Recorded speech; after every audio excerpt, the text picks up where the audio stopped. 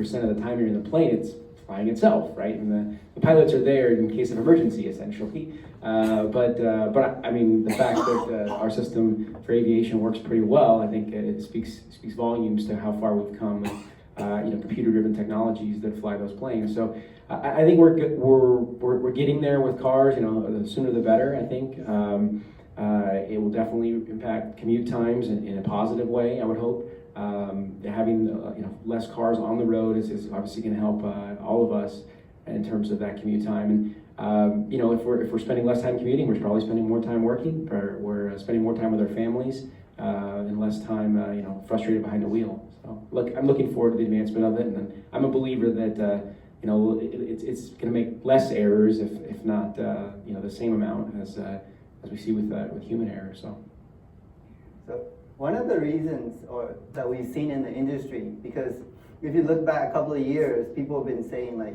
I thought self-driving cars were coming. 2020 was supposed to be a big year. And some people ask me, well, how come it's not here? It's actually here, just not in the form you think.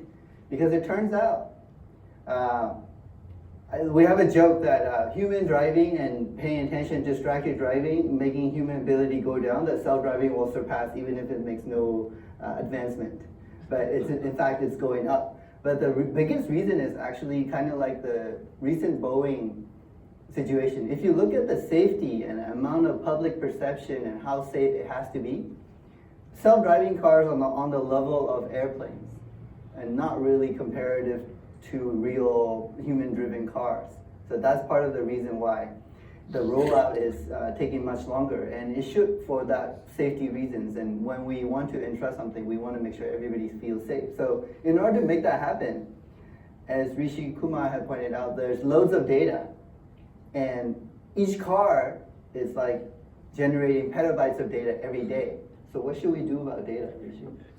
Yeah, so this question, I mean, in my previous life, I did a lot of work on big data, and the interesting fact is that there are so many companies, including Tesla and Google, they are working on the self-driving technology.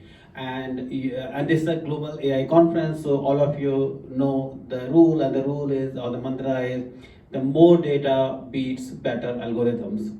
And that's where companies like Tesla, which are capturing maybe 10 or 11 million miles of data every day, the level of data they are capturing, that is going to make the cars far, far safer than humans. And humans have not been good drivers anyway. I think humans have far better things to do than to drive cars, as David said. Maybe take care of the family, right? Or pursue your other hobbies, right? So rather than driving cars. And the same thing also holds not only for the cars, right? But one thing where in America we have been lacking is public transportation.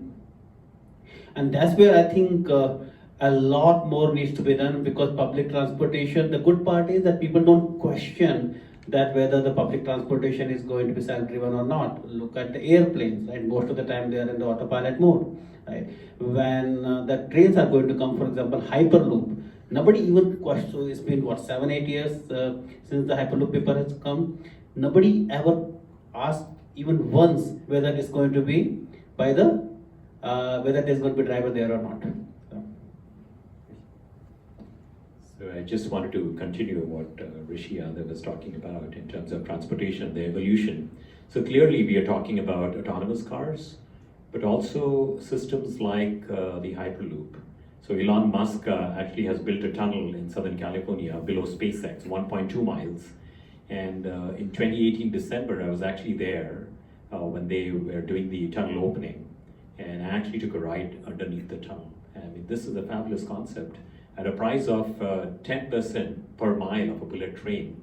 And what Elon Musk claims is that he could bring it down to 1%. So a combination of these rollouts would essentially revolutionize transportation. And the underlying component of each of these is basically AI, ML, and number crunching, data crunching, really, because that's really how you will make sure of these transportation systems that are a lot more safer. So when you look at, for example, the Hyperloop, we talk about there are 21 counties that surround Silicon Valley, And we have a huge problem here. We have a housing crunch, we have a transportation logjam, and then our homeless population in California is greater than the rest of the country combined. Can you believe that? And so and all these, the trifecta of issues are causing a lot of concerns here for everybody in Silicon Valley. So how do we address that? What if we expanded out our housing to not restrict it here, but to also spread it out to different other cities like Stockton, Modesto, Sacramento, Fresno, Bakersfield perhaps, right? Now I'm talking about 21 counties, that includes Yuba City. And what if you could go from any county to any county in less than 21 minutes? 21 counties, less than 21 minutes. Now that's a pretty radical concept, because now you could have an innovation economy that could be supplanted in different parts of California. And essentially you have addressed those trifecta of problems, which is housing, transportation, and homelessness. So that's the challenge we have ahead of us. But the foundation of all this is built upon the technology, the AI, machine learning, and the ability to crunch those types of numbers and make transportation a lot more safer, which is really what's going to happen with the autonomous cars of the future. So some people say that there's nothing more soul-crushing and numbing than sitting in traffic. So David, 3 hours, that's pretty good. So, so in terms of then going back to our main topic of paradox of progress. So then some of us have a little bit spirituality bent to it. So why do you guys think that the more connected we are, the less people are unhappy? It's just because people just don't want to be truthful to themselves, or what do you think? Or maybe all that time, or either it's some car driving me around so I have all this time to think, or it's so fast that I don't have time to think. What's better? I'll feel that one, and I think autonomous cars or all of these different forms of technology. I mean, I'm willing to bet that everybody has a little bit of AI in their pocket, right? We've all got a phone on us, and it's probably in most cases listening to this conversation we're having. I think, as you mentioned, the connected piece. In my opinion, I've got two little ones, 6-year-old and a 4-year-old, and my 6-year-old the other day asked me. He said, I need a phone, right? 6-year-old, what do you need a phone for? And it's, of course, because someone else in his class has a phone. And my response to my version of parenting, feel free to do differently. I said, you can have a phone the day you can buy it, and then you can use the phone the day you can pay for the bill. But my point is I never grew up with a phone, and I feel like I've done okay. And I think that connectedness, is something that we certainly lack. And that's an area where I think we need to discuss. And I know I talked to Kelvin a little bit before this presentation.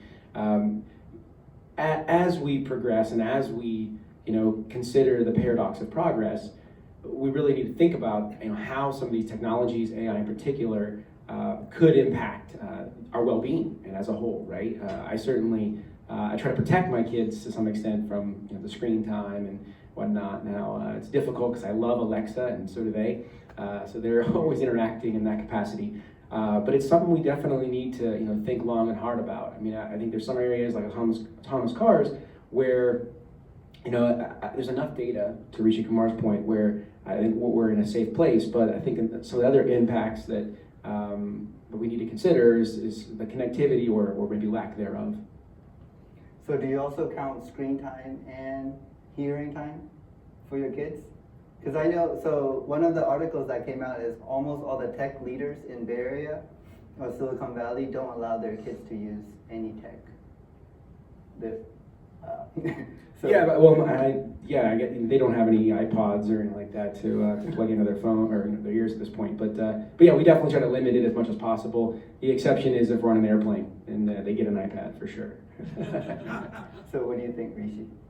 Yeah, so it's an interesting aspect, right? So on one side, progress means maybe monetary gains, but at the same time, what about the sense of fulfillment, right? So I mean, if you are spending 2 to 3 hours in commute, are you really getting time to connect with even your neighbors? Do you even know the names of your neighbors, right? And that's the reason at the start of the talk I said that a lot of folks fear that a lot of jobs will be lost to AI.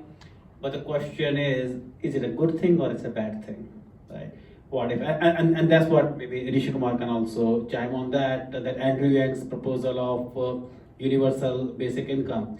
And that is a topic on which I have very mixed opinions. There are only very few topics on which in the super partisan America today, I have mixed opinions, but this is one of those topics. Then maybe if everybody gets enough to get by, maybe they'll get more time to connect with the society and have a better sense of fulfillment. A few days back, I was revising The Outliers by Malcolm Gladwell, and the very first chapter is about this town in Pennsylvania called, not a town, just more of a village called Rosetta. And they have very long lifespan because everybody there connects well with everybody else. So that's, as I said, that's an interesting topic with various things that on one side we do need monetary gains, but and for that, in fact, we are having all the issues with the transportation and other things. But at the same time, are we happier? Are we really making progress, or we are making regress? So to piggyback on that, the Greater Good Center at Berkeley, UC Berkeley, actually has this research-based happiness kind of, it sounds a little bit new agey and hand-wavy, but they actually have a big research program and it's been funded. It's called Greater Good at Berkeley.edu, and it's a big research thing. And they actually had an article this morning about how human development, especially for kids, and they did a study and they tracked these kids from Romania who grew up in an orphanage that didn't actually get much touch from humans. And right now we're in a funny sort of societal era with touch and what it means to have human connection.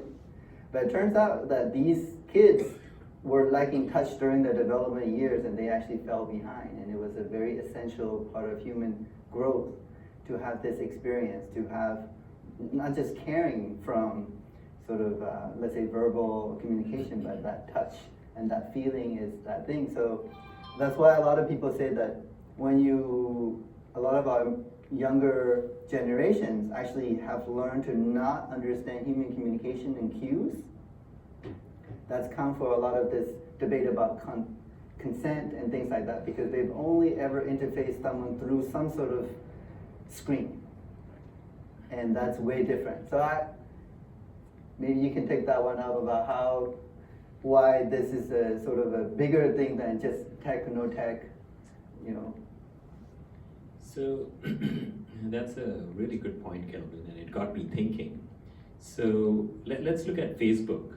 You know, when you look at Facebook or you look at applications like Instagram, you know, it's creating a lot of unhappiness in the youth, for example. You know, to some extent, it's bringing us all together. You know, it's connected my batchmates, it's connected people, and now we can never ever lose touch. I mean, it's created a phenomenal platform, but at the same time, it's creating unhappiness. And how is it creating unhappiness? Because we could all be sitting here, but we are connected to a different world. We are looking at other people. And then also the pressure, the societal pressure that it's imposing, a social media platform, right? So every tool comes with its challenges, and that's the world that we are living in. And to some extent, like what Kelvin touched upon, it's not allowing us to really be connected with other people. So I'd like to tell you a story, a very quick story.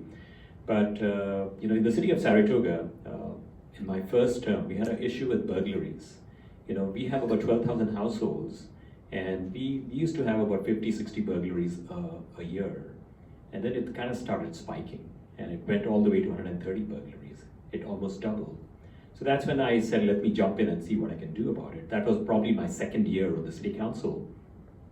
So I started having neighborhood meetings. I proposed putting cameras, and held over 100 neighborhood meetings, bringing people together, launching neighborhood watch programs, putting cameras at the entrance, ingress, egress points of neighborhoods. So we did a variety of different things. And essentially with all these meetings, we started doing block parties and identifying neighborhood leaders who would end up meeting together and talking and chit-chatting, talking about crime, safety, but they were essentially, we were building a connection between people. And then the story that came out from that was the fact that we have actually elevated the happiness index of Saratoga. And I was like, what are you talking about? And what people told me was they had lived there for like 20, 30 years and they had never known their neighbors. But once we started having these meetings, they got a chance to connect with their neighbors. And that is really what creates true happiness for people when they are waving to their neighbors when they leave. You know, people said that, you know, this is an amazing thing that has happened in Saratoga that had never ever existed. Now people, our neighbors know each other. So if there's an algorithm for that, we should try to gauge the happiness index of every city, and there is something like that today. But I think there are many more factors, and that's where we can leverage tools and technologies, but also the AI and ML platform to see how we can define happiness and really work on that. It's not about the gadgets, it's not about the tools, but it's about something else. And with these frameworks that currently exist today, hopefully we can solve these types of problems. Yeah, so I have interesting sort of trend on that. So according to some physicists, we're about poised to become a type 1 civilization. There's actually 3 types of civilizations: type 1, type 2, type 3. Type 1 is when you can harness the power of Earth. So we've clearly been harnessing the power of Earth kind of thing. Too much. Yeah, exactly.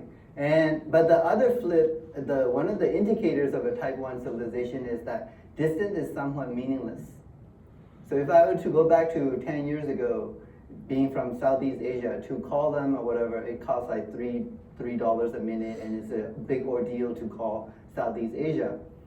But now, essentially with the internet and social media, it basically made distance zero, except for the 21 counties. That distance still matter, yet doesn't matter. So there's a little bit of a paradox there also. But in general, everybody's getting closer, right? It's much easier to connect with people on Facebook. So there's another phenomenon in Southeast Asia, which is that people actually don't know what internet is. They think Facebook is internet, because that's their main primary interface that they've had to connect to others, and for whatever reason, Facebook has won that war in the Southeast Asia. So that's one problem. Well, from our point of view, but it's good for them. 2 is that they actually only ever use email once in their life to sign up for their Facebook account. And then they don't even know the password and they can't recover it. And now that's why Facebook actually turned on the phone-based account creation, so that those people can still keep working. But now the problem is, you talked about young kids, but now I have a problem with almost 70-year-old, my parents' generation, where each of them will call each other once they posted something and say, "You're not liking my photo." So they love that dopamine hit and that digital currency, let's say, of relevance, and that's what those generation is doing. So it's not just a 20-something-old problem, apparently. Anytime you create an incentive structure, it seems humans are really good at trying to optimize it and will use it for whatever means. So that's, you know, from this trend, we're entering this type 1 civilization, yet at the same time, humans are using these tools to get these hits. So either of you want to take up on that? Go ahead. I was just gonna say, it's really interesting, right? I hadn't heard that, the Facebook story, but it's not all that unfamiliar. I mean, I look back when I started playing with the internet, and I didn't know that there was internet outside of AOL, right? That was the one medium that we all used, or at least back in the 90s, it's what I used. Pardon me. But yeah, I mean, it's a really interesting phenomenon, and I think it dovetails into, I think, a lot of the things we've been talking about is connection or potential lack of that type of connection, and then people reaching out to find that connection, getting that dopamine hit, as Kelvin said. We're going to post this, I think, later. Please do like it as well. It's streaming live right now, somewhere. Facebook Live. But I mean, again, I think, there's sort of an education that goes with these privileges, right? And I think that's, for my view of the future, I think that's how we can benefit one another, benefit ourselves, is continuing to educate on the importance of some of these core principles. The ability for us to enjoy these conveniences, but also maintain community. I think Rishi Kumar was mentioning that, and that's such an important aspect of life that I know I want to teach to my children. And I think there's ways we can leverage AI to do that. We've got some great minds in the world. We mentioned a couple of them. like Mr. Musk, who's done some amazing things, and then continue to build on some of these core concepts, but still, keep track of our human roots.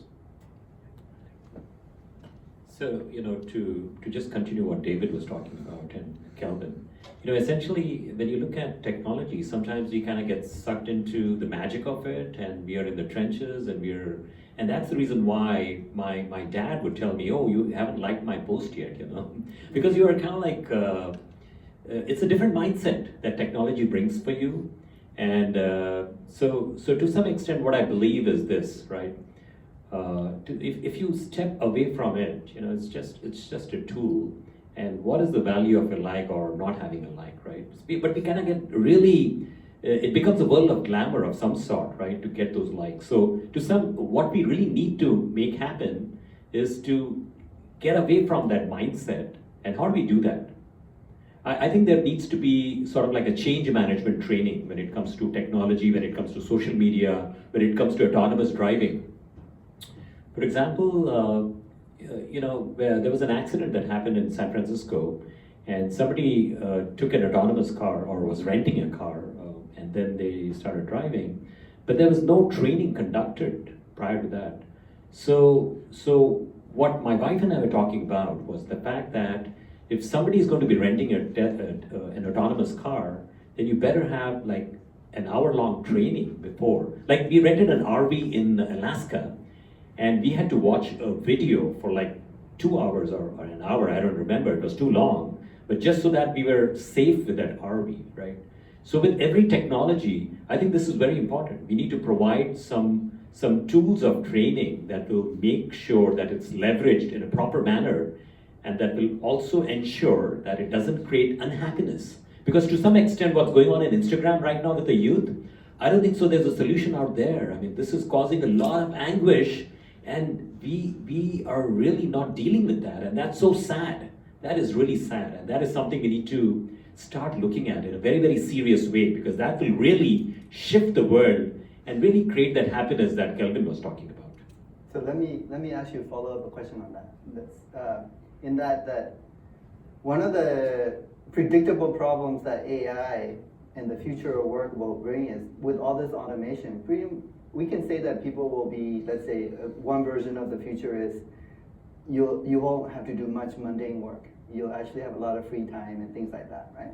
Talking about happiness and happiness, most people will like and take these low-hanging fruits. So what if people just choose to just enjoy themselves for the whole day in some sort of drug-induced haze? What does that kind of possibility mean for a populace when you may have 20 to 30% of the populace that just choose to check out and just like live in that stupor because they consider that to be happiness? What do you think that means? Yeah, and so I'll answer it from a very spiritual perspective, if I may. And I follow Ramana Maharshi quite a bit. And so somebody came to him. He's a famous sage in South India, and he passed away in 1950. And somebody came to him and said, so he had this thing about how everything that has to happen will happen, and you're here for a very specific task. And so he was asked, what if I decide I don't want to do anything, and I'll just do which is lying in bed all day? And his answer was, give it a try. And essentially you are forced to do what you're supposed to do, because that's really what your role in this world is. So to answer Kelvin's question, yes, some may want to do that, but it's really very hard, because all of us want to be very active individuals here in this world, and we put ourselves into a lot of pressure to make sure that we stay busy. Like if I was not busy, I would go crazy. It's I think especially more so here in Silicon Valley. I say that the kind of breed of people here is a very special DNA pool. I mean, these are very high achievers, high performers, and they're all contributing to the world in tremendous ways. And I think what's likely going to happen is, if we have a certain level of automation, man will discover something else to use for their minds. That's truly what I feel. Yeah, so few things here. Number one is social media, and Kelvin talked about dopamine, right? So I think the spirituality, the meditation, and the mindfulness that part and the social media are kind of balancing each other. As much as you balance your dopamine and serotonin using the meditation, the social media, imbalances it. Right? So that's what it does. And we all have a lot of spiritual bent, and that kind of it's interesting that at the time of Buddha, a lot of people they became monks and they were not working, and with all the automation. I think we will again have the time when a lot of people may choose to become monk. I know a lot of folks in the spiritual community who are not very much inclined for the capitalist structure which we have in America, and those people also have a right to live, right to thrive, right to serve in meditation centers. And that's the reason I think that the topic of UBI, as I said, is an interesting topic, because on which I still have not been able to make a decision, is good or bad. But for somebody who is very spiritually bent, that person can get enough money for their sustenance, but can still make spiritual progress in whatever path they choose. But at the same time, somebody whose mind is not quiet, that person can use the same time to damage the society. So that's the looming question. Should we turn to the audience to see if there's any burning question that you want to ask? I don't have a burning question, but in Japan, hikikomori is a phrase that describes completely isolated individuals, Mhm. and they've been tracking this for over a decade, and there are hundreds of thousands of people that do not ever leave their room, and in some cases have not left in 20 years. Wow. Hundreds of thousands of people.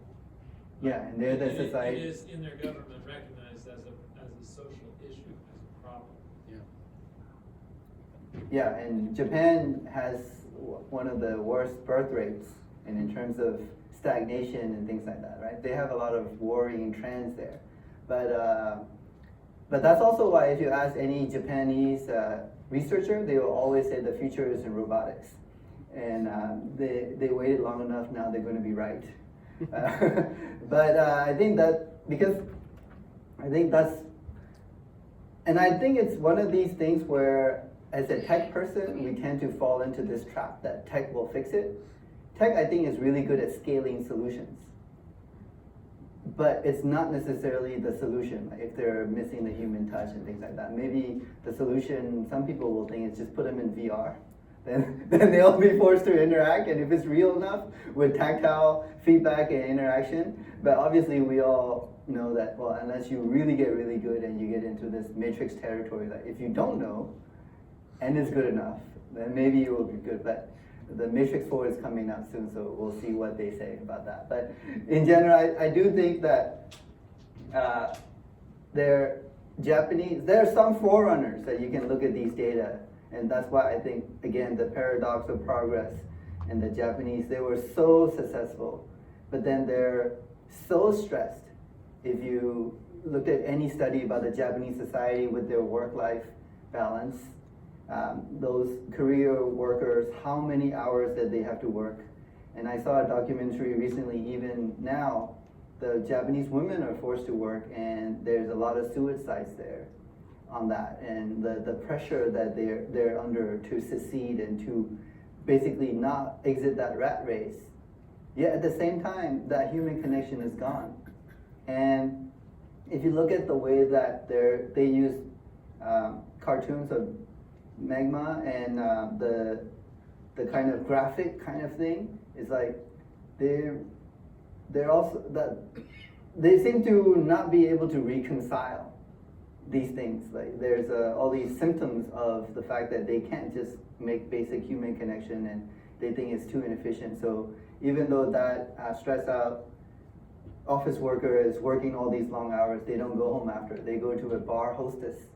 And if you ever looked at those statistics, those hostess earn like hundreds of thousands of dollars every month, whatever the top ones, and then they just go there, drink, and then their incentive structure is to actually make these salarymen spend as much money on them as much as possible, and they're not even any sort of meaningful relationship, but they wanted that sort of thing. So, and I think some of the population that you're referring to, they have a lot of they also say that if they just get like a robot girlfriend or whatever, that would be perfect, because they won't talk back and things like that. So I think you get this very one-dimensional view of life kind of thing. So yeah. So I'll phrase it as a question. Okay. So If we are aware that video game manufacturers are optimizing for dopamine release, yeah. because they know that that works, both for, their business model, but their consumers are all good for it. But let's say that we just assume that that is unhealthy in Mhm. general. So maybe scientifically that's questionable, but if we assume that that's unhealthy to optimize our life experience for dopamine release, for something that we all want, but it's unhealthy, how do we have, let's say, a wise, thoughtful check on businesses where both the business and their customers want the same thing, but it's unhealthy? So that's the classic problem, when you look at corporate America, we want to have them be responsible behavior, right? That's really what we expect. And the flip side is overt regulation. And so when we see something bad happening, for example, the privacy of people being compromised. So my take is very simple when it comes to regulation. There are only two reasons why. One is with respect to when the people are going to be impacted in an adverse way. That's when you need to superimpose or impose some sort of regulations upon that to ensure it doesn't happen. And so as a corollary to that is basically like the data of people, for example. To some extent, we should have had some policy around that for many, many years.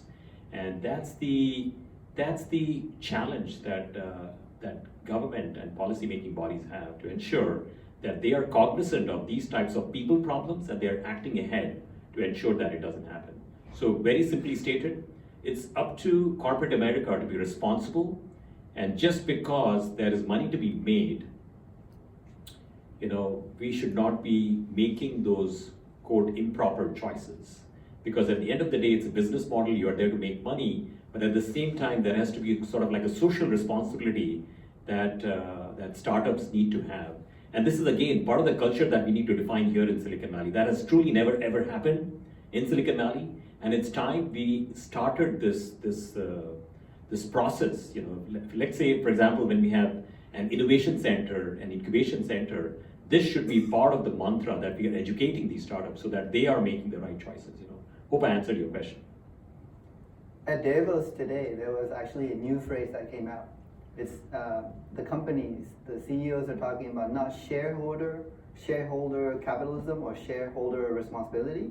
They're talking about stakeholder capitalism, meaning you actually look at all your customers and what are you really bringing to the world and the table, and then being responsible for the overall goodness of it. So at least there's talk. But I think everybody is alarmed, and we all know that self-regulation kind of doesn't work because the incentive structure is too strong, right? Yeah. Just related to this, it seems like we're trying to solve a problem with the wrong levers. Business and technology are important parts of the toolkit, but they're not the whole solution. And there's roles for government, there's roles for other stakeholders other than corporations and technology, which rightfully have important roles, and I think we all support that. But sometimes there's the false illusion that those are the only levers to pull. And as you said, it seems there's really important reasons for groups that have different time horizons for making decisions than a corporation. There's really important reasons for individuals and families and other structures to become involved because they are important stakeholders in the process, and it needs to be a larger role than only a business-led, and we should definitely do what we can. But I think part of it is the stakeholders are broader, and, you know, corporations have a particular time horizon focus. You know, governments have different time horizon focuses, all play important roles, especially as we hit important times like we're entering. Everybody can hear that, right? So I won't repeat that necessarily. So I can give you an example as a somewhat of a professional educator, as my VP once called me. If you think of some stakeholder and incentive structure in the world, if you think about education, there's parents, there's a teacher, there's an administrator, there's a government, there's all sorts of things, and the person who matters the most makes no decision in the education. So I'm very much aware of the stakeholder problem. But you know, it's not like you can make a 5-year-old also be responsible for her own happiness in education. We all know what she will pick every time. Yeah. So how do you feel about that? Yeah, no, I mean, it's already something. And when they get those iPads on the airplane, right? My son likes some racer game, some little thing he gets to control with the gyrosphere thing, so he gets really excited about that. And my daughter, I try to convince. I think I've gotten her a little more down the right path. On the second time around, you get it right, and she's doing the word games and such, right? So there's a little more learning going on there. But yeah, I mean, it's definitely, you know, an important time, and you're right. I mean, it's a social responsibility, it's community responsibility. It's Kelvin said the self-regulation doesn't work, but it's community regulation amongst ourselves, right? I think that's the part that we're discussing today is, you know, as this progress continues, as we face the paradox, it's everyone in this room, everyone outside the room. It's all of our responsibilities to think long and hard about what makes us happy and what makes other people happy. And you know, there's plenty of things that release dopamine that are, you know, Schedule 3 drugs, right? And maybe the video games are somewhere on that schedule. So we definitely need to, you know, think about all these impacts as businesses, as leaders in you know, government roles, and even just leaders in our community. I think Rishi Kumar said this earlier. You know, people as they get more connected, people do stand up. People do take a role and become stakeholders in the community. And you know, I think that's kind of the discussion today is being aware as we go forward.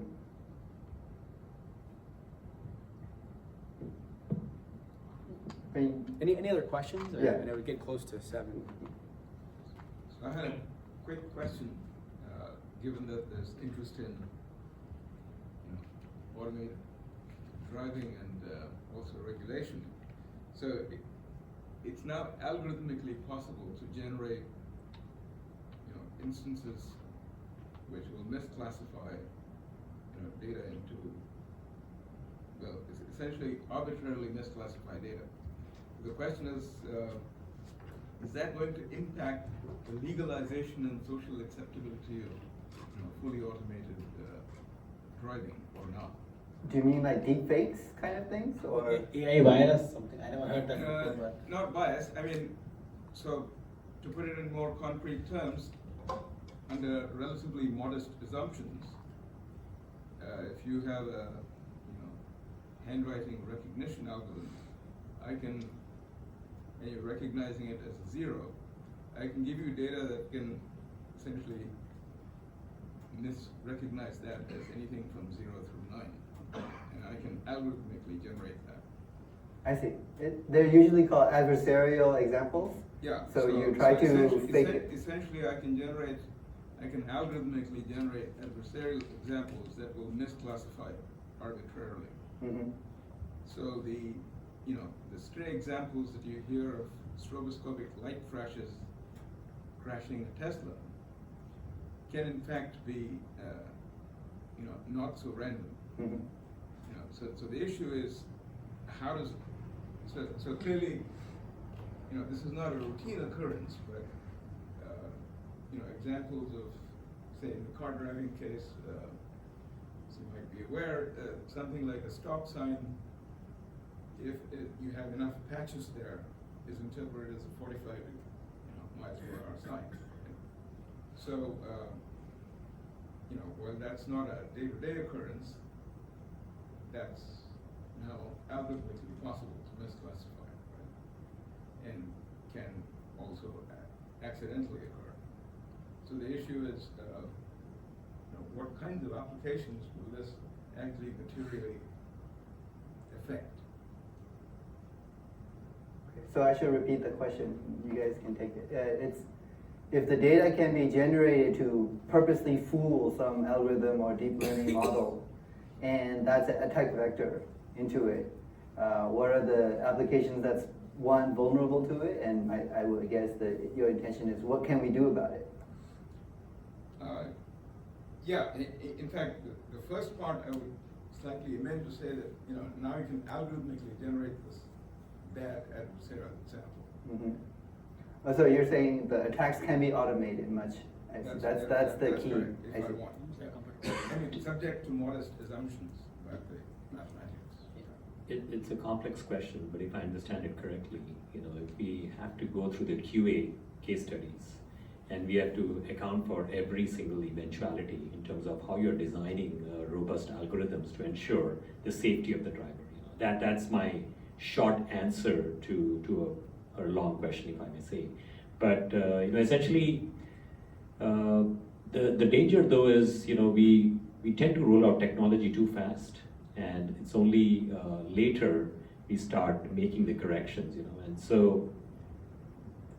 But now when you look at the aviation industry, for example, there used to be so many accidents back in the 60s and 70s, and now it's pretty stable, So that's the nature of this, and hopefully we can get through without a whole lot of mishaps.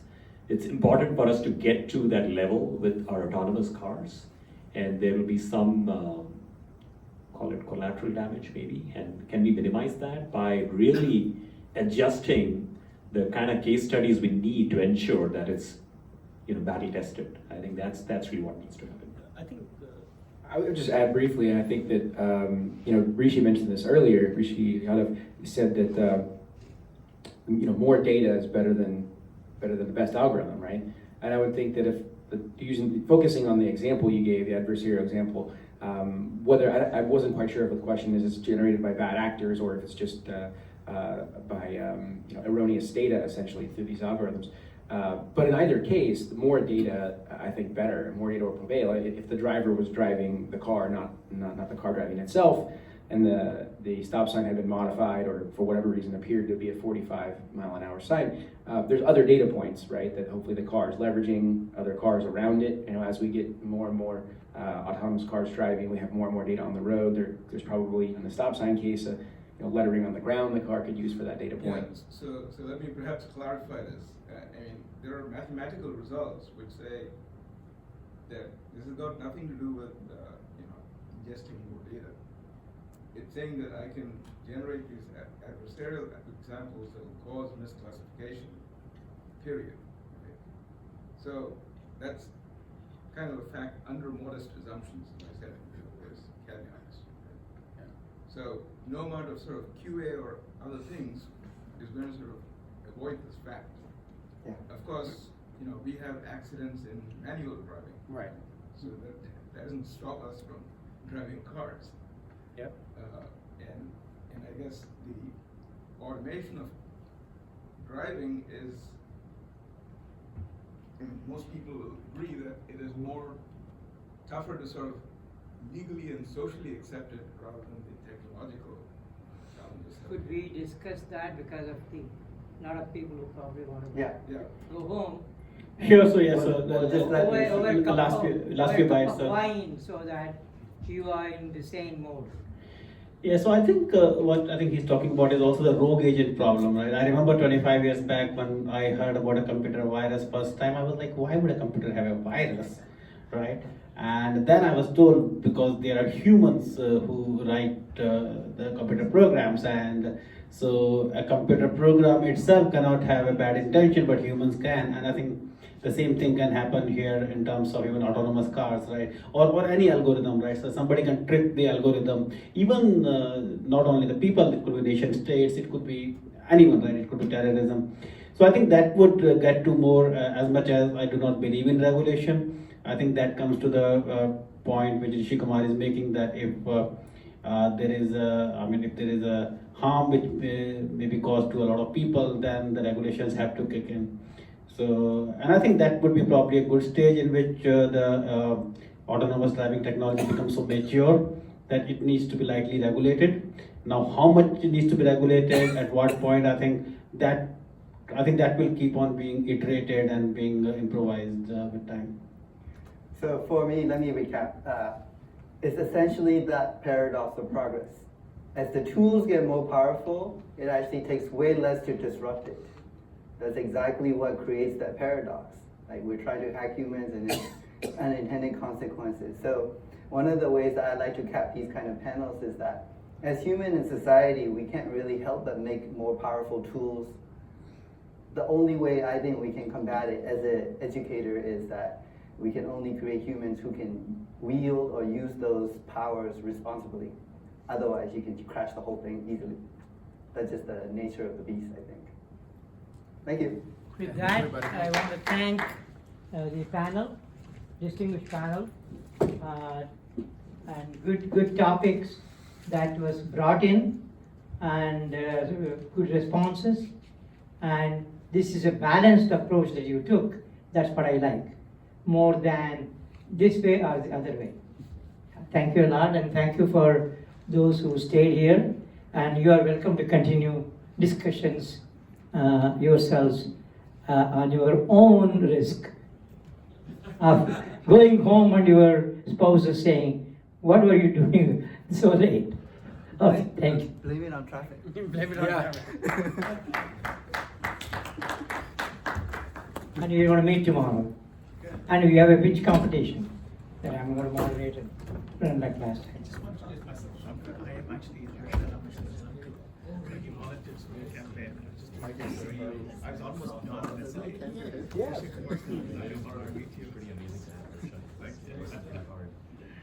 I live in San Jose, kind of outside of the district, but he's very involved in. Oh yes, it's great.